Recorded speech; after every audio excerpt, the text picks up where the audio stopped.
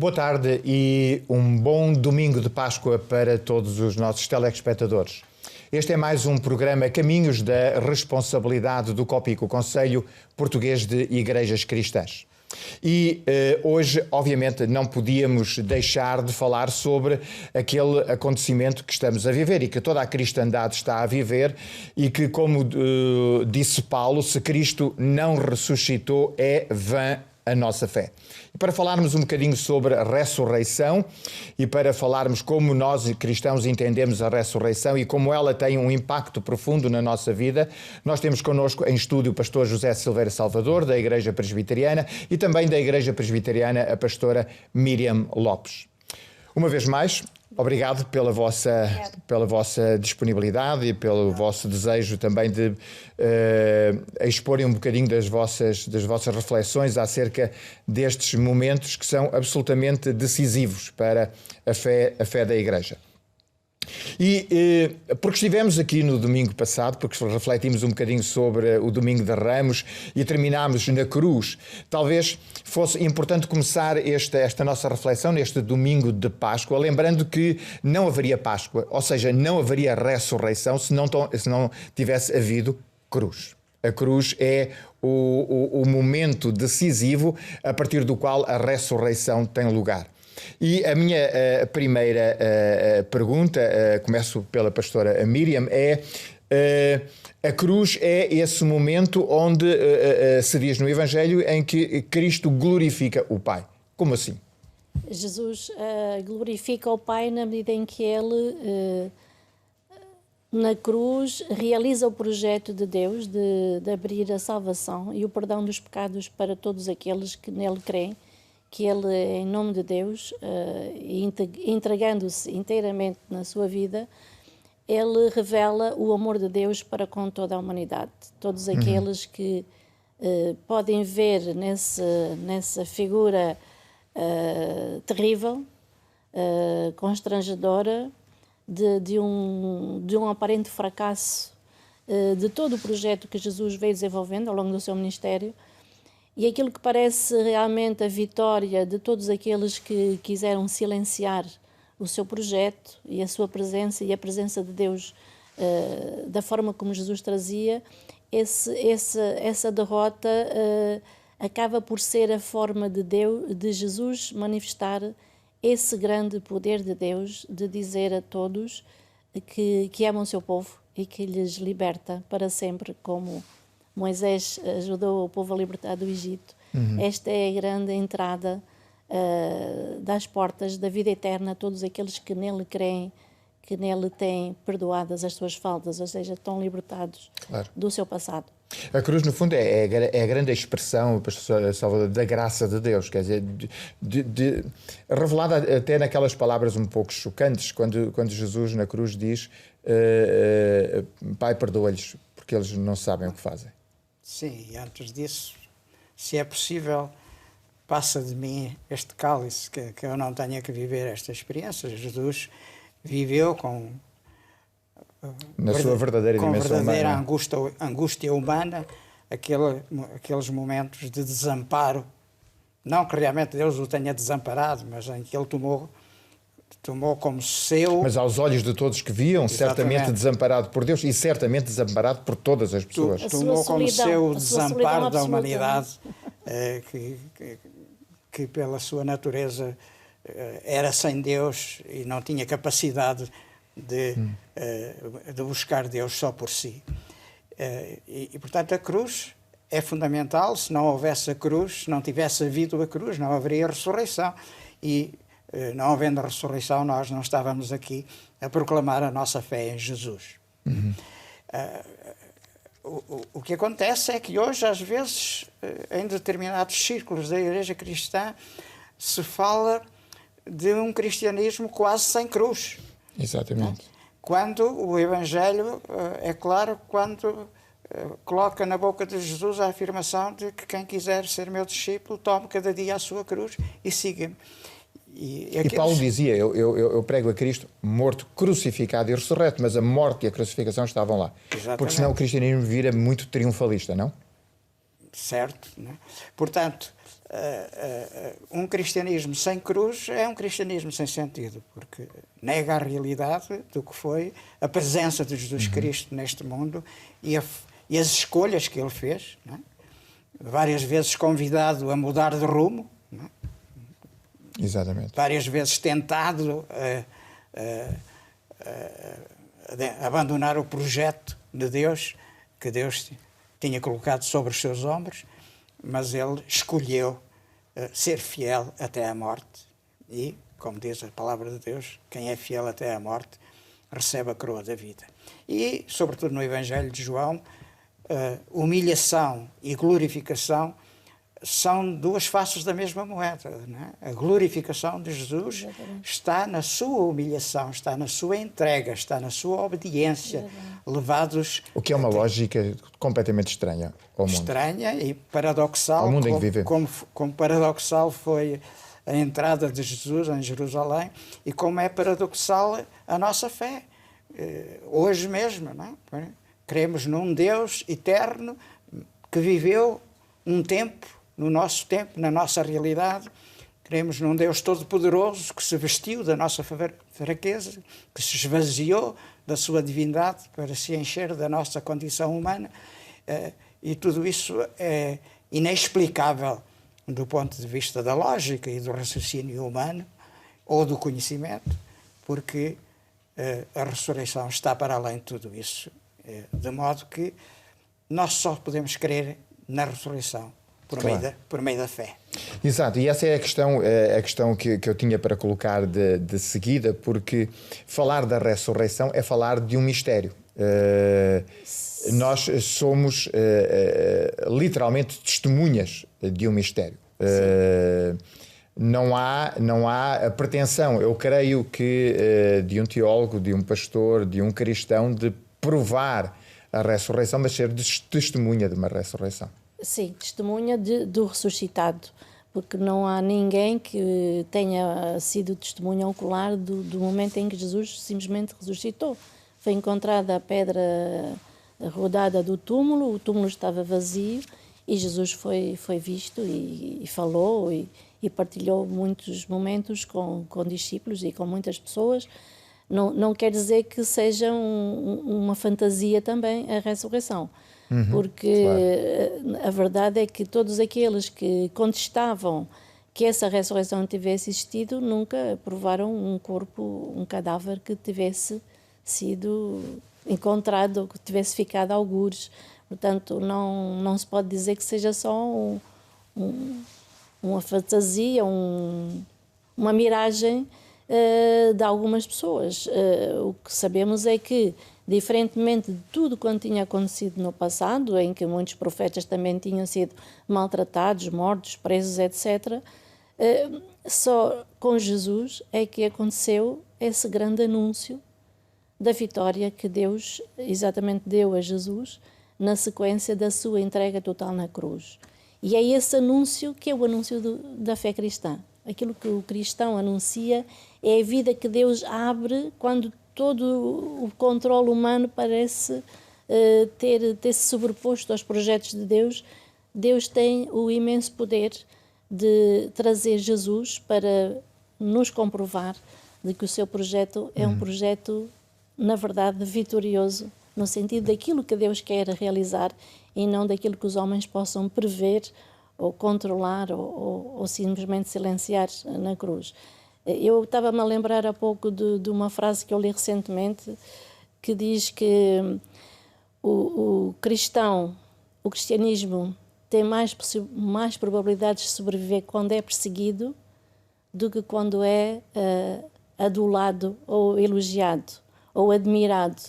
E aí voltamos também ao Domingo de Ramos, em que Jesus de alguma forma foi reconhecido, saudado, elogiado, fonte de grande esperança para as pessoas, mas talvez Jesus, ele poderia nos explicar, talvez nesse momento tenha sido mais difícil ele manter-se firme no seu rumo do que quando ele foi perseguido e foi colocado na cruz. Aí ele sabia que ele estava a ser fiel à vontade do Pai.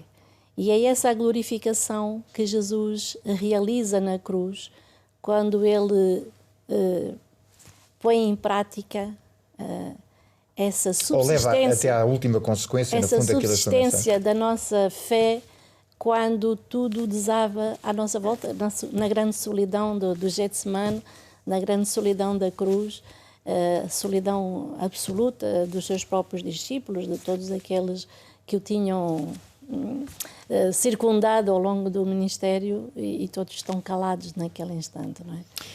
Pastor Salvador, ia acrescentar? Não, eu ia dizer que a ressurreição não se pode provar por nenhuma ciência que esteja ao alcance do homem, porque a ressurreição é uma experiência de fé. E, com exceção do apóstolo Paulo, nós constatamos que todas as experiências com Jesus ressuscitado foram vividas por aqueles que estiveram com Jesus, que o acompanharam, as mulheres, os discípulos. Portanto, o testemunho da ressurreição de Jesus acontece, segundo a leitura que eu faço desses textos do Evangelho, acontece na comunidade cristã. Na comunidade daqueles que privaram com ele. Isso na Bíblia Sagrada. Sim. E hoje nós podemos encontrar, acho que nós podemos hoje encontrar Jesus ressuscitado na vida daqueles que entregam a sua vida como ele entregou. Claro. Não há outra forma de ver Jesus hoje que não seja na face, nas mãos, no amor, no compromisso daqueles que estão com os pequeninos irmãos de Jesus, não é? Como, aliás, o famoso texto de Mateus diz que quando destes de beber a uma pessoa que tinha fome, tinha sede, deste de comer a quem tinha sede, vestiste o que estava nu, visitaste o que estava preso, o doente ou que estava na prisão, foi a mim que fizeste. Portanto, Cristo torna-se visível naqueles que clamam por amor e por solidariedade e por presença à sua volta, de alguma maneira que os ampare, e na vida daqueles que fazem isso. Que se reúnem em seu nome. Claro. A ressurreição pode ser vista como primeiro, uma vitória sobre essa última realidade que a todos encerrava, que era a morte, mas também como uma afirmação final, no contexto daquelas palavras em que do céu vem muitas vezes uma voz que diz: "Este é o meu filho amado, em quem eu me comprazo", noutro momento escutai-o. É como uma palavra final onde que fica claro que o sentido da vida e um propósito de vida à semelhança de Cristo conduz à vida. Exato. Portanto, exatamente, é a grande manifestação de Deus na sequência da manifestação no batismo, da manifestação na transfiguração, no monte da transfiguração, e essa voz, no fundo, é a palavra de Deus, é a voz de Deus que soa e que altera todas as coisas, que criou o mundo, né? que nos trouxe à existência. É a voz de Deus que recria uma nova realidade, e é a voz de Deus que clama para nos atrair, no fundo, a uma vida que Deus nos quer dar a conhecer através do Cristo vivo, que está vivo no meio da igreja, como dizia o pastor Salvador, também no meio do mundo, ele está vivo. Deus é amor e Jesus é o amor encarnado, e onde quer que o amor aconteça, Jesus está presente. E neste tempo de pandemia, nós ouvimos muito de muitas coisas negativas, de pessoas egoístas, de pessoas que aproveitam a situação para os seus próprios interesses, que procuram passar à frente dos outros, mas também, e eu sinto que a nossa comunicação não dá suficiente atenção a isso, também neste tempo de pandemia nós temos visto surgir um número incontável de iniciativas, de organizações, de pessoas que verdadeiramente se comprometem em ajudar os outros, em estar ao lado dos pequeninos irmãos de Jesus, de dar de comer a quem tem fome, de dar de beber a quem tem sede, de dar esperança a quem tem a sua vida mergulhada no desespero. E isso tem-se multiplicado de uma forma extraordinária, e eu creio que isso é um sinal de que se está a cumprir o reino de Deus que Jesus Cristo trouxe à Terra e no qual nós cremos porque Ele ressuscitou. E esse reino, eu creio, do fundo do meu coração, está a crescer. Embora às vezes pareça que não. E está a crescer, e um dia ele será tudo em todos, porque o reino de Deus será a última palavra sobre a terra e a criação e a humanidade. De alguma forma, essa é a palavra de Deus que já não pode ser mais calada. A palavra que infunde o amor, que infunde a esperança, e que foi possível ser calada até à morte. Mas agora já nada pode calar essa voz de esperança. Como diz Isaías, uma palavra àqueles que se encontram cansados e amargurados. O Senhor Jesus começou o seu ministério a dizer: o Espírito de Deus está sobre mim para trazer a libertação dos oprimidos, e essa libertação agora já não tem parança. Eu creio que é também o início do cumprimento da profecia de Jeremias, no capítulo 31, quando diz: farei uma nova aliança, não semelhante à aliança anterior, que foi esquecida, que foi rasgada, mas uma aliança nova e definitiva, em que ninguém mais precisará de ser ensinado acerca de Deus, porque todos terão Deus gravado no seu coração. E isso é possível porque Deus em Cristo Jesus trouxe a vida que derrotou a morte e que disse a palavra definitiva da vitória da vida sobre a morte. E a verdade é que quando nós... E eu creio que é importante falarmos sobre o impacto, obviamente, da ressurreição na vida dos homens e das mulheres, e a verdade é que quando nós olhamos para a vida dos apóstolos e quando nós olhamos para a vida daqueles que de alguma forma estiveram perto dele, o salto qualitativo em termos de vivência desse projeto que ele trouxe após a ressurreição. Quando falamos de Pedro, quando falamos de Tiago, quando falamos de uma quantidade de gente que conviveu com ele, e falamos dessas mesmas pessoas após o encontro com o ressuscitado, como é aqueles dois a caminho do meio, isto tudo é diferente. Tudo é diferente.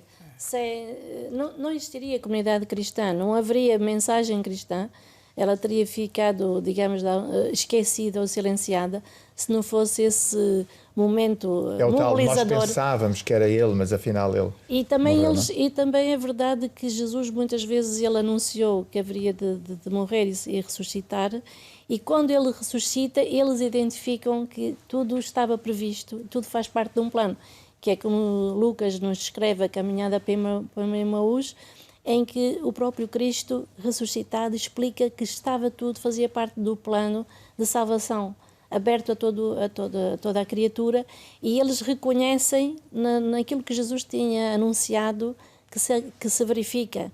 E essa mobilização daqueles que tinham recebido de Jesus, do fundo, a semente da esperança, encontra na ressurreição a certeza absoluta de que Deus prevaleceu sobre todo o mal, Deus prevaleceu sobre todo o ódio, e Deus abre-nos um caminho de esperança do reino de Deus na Terra.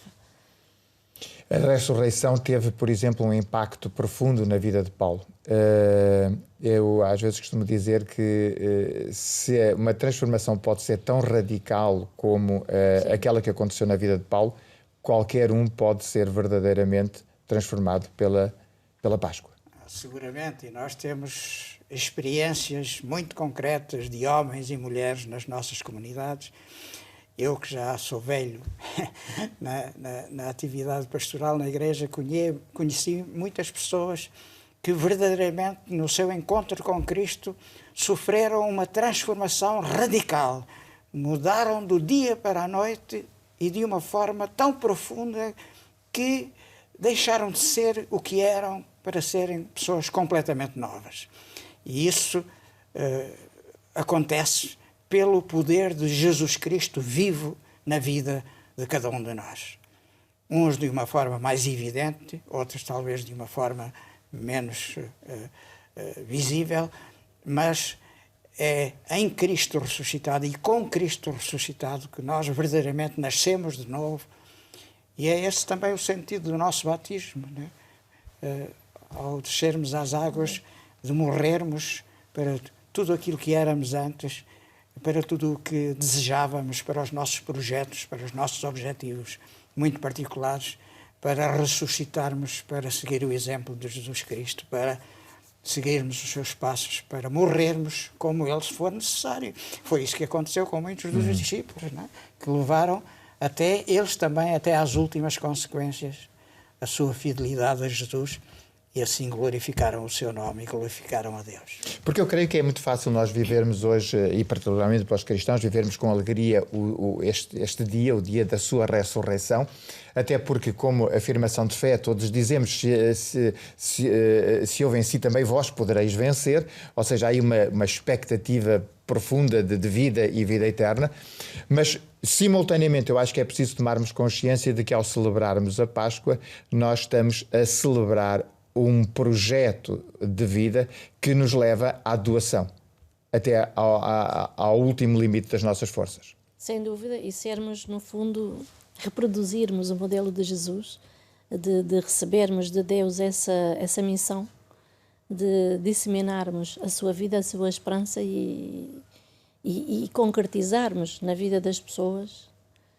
não só por palavras, mas por transformação concreta, um tempo, uma caminhada sem fim de todos aqueles que reconhecem porque quando Jesus aparece ressuscitado, ele não aparece só para lhes mostrar que está vivo, ele aparece para lhes passar o testemunho, e é esse testemunho que faz viver a fé cristã, de uns para com os outros. O testemunho daquilo que nós ouvimos, das experiências das pessoas, como o pastor Salvador estava... E da continuidade de um projeto. Da continuidade do projeto de Jesus. Ele precisa de nós para que esse projeto chegue até quem ele quer que chegue, como chegou a Paulo, como chegou até nós e como chegará a muitos outros que connosco lidam, que possam realmente encontrar essa vida nova no Deus que nos ama. Por isso, celebrar a ressurreição, eu diria, é sermos nós próprios hoje, todos aqueles que compartilham a mesma fé connosco, sermos nós presença de Jesus. Encarnação, como fala o Evangelho de João. Exatamente. Sendo presença de Jesus, celebramos e viveremos a ressurreição todos os dias. Exatamente, e essa era a minha pergunta final, porque a ressurreição, embora ela tenha acontecido num determinado momento histórico, ela é para ser vivida todos os dias. Ela não é alguma coisa acabada em nós. A ressurreição acontece a cada momento das nossas vidas, porque... O impacto dessa ressurreição, o estarmos diante do ressuscitado, no fundo é a minha pergunta, é uma questão para a vida inteira de um cristão, de um ser humano. Sim, porque o ser humano continua a precisar de morrer para muita coisa e, portanto, se precisa de morrer, precisa de ressuscitar. E isso acontece na medida em que nós aderimos ao projeto de Deus em Jesus Cristo. Fazemos as escolhas que Ele fez. Estamos do lado daqueles de quem Ele esteve. E assim seremos nós próprios encarnação da palavra viva de Deus, que foi Jesus de Nazaré. Obrigado por estas últimas palavras e obrigado pela vossa presença. Desejo-vos um domingo de Páscoa muito, muito feliz. Obrigado pelo convite e desejamos a todos os espectadores uma Santa Páscoa com a presença de Cristo nas suas vidas. Do Cristo vivo. É esse o nosso desejo para todos vós e por isso voltaremos a estar convosco na certeza de que Deus estará sempre ao nosso lado. Fiquem bem, fiquem com Deus.